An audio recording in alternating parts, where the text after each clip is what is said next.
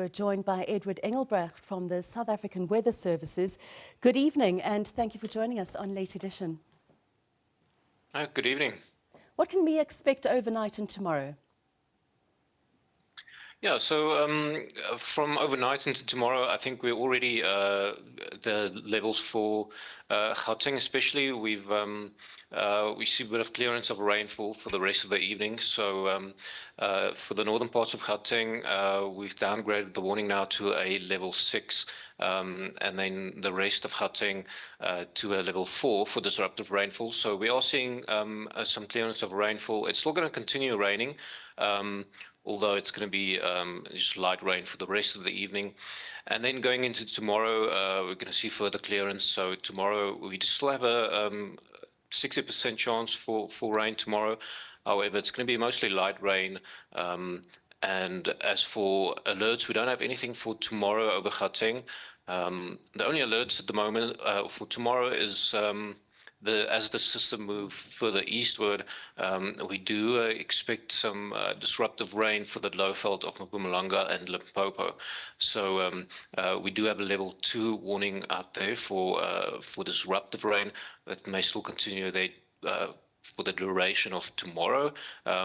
But for the rest of the country, it's we do see a clearance of rain going into tomorrow. It seems like summer started on a rather rainy note, especially in Gauteng, and it's been quite cold. Is this usual for this time of year? It is October, November. We can still see usually cold fronts still affecting parts of the northern parts of the country. So as in this case, there's quite a lot of cold air that's being circulated behind the cold front. So it is usual for this time of the year, although we should note that as per our seasonal forecast, it did indicate already above normal rainfall conditions especially for the early part of summer. So although it's slightly above normal rainfall, it does seem like it was on track from the seasonal forecast. But yes, especially this time of the year, we can still expect cold weather, which is fairly normal for November, yes. Is that around the country in general? That's around the country, yes, in general. And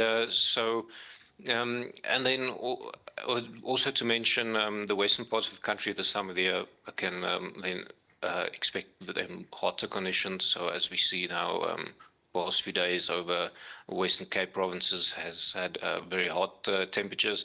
But for most of the country, yes, we still, especially this time of year, we still have the influence of cold fronts moving through. But what makes this a bit more different this time of the year is then we start seeing the influence more of tropical moisture coming in.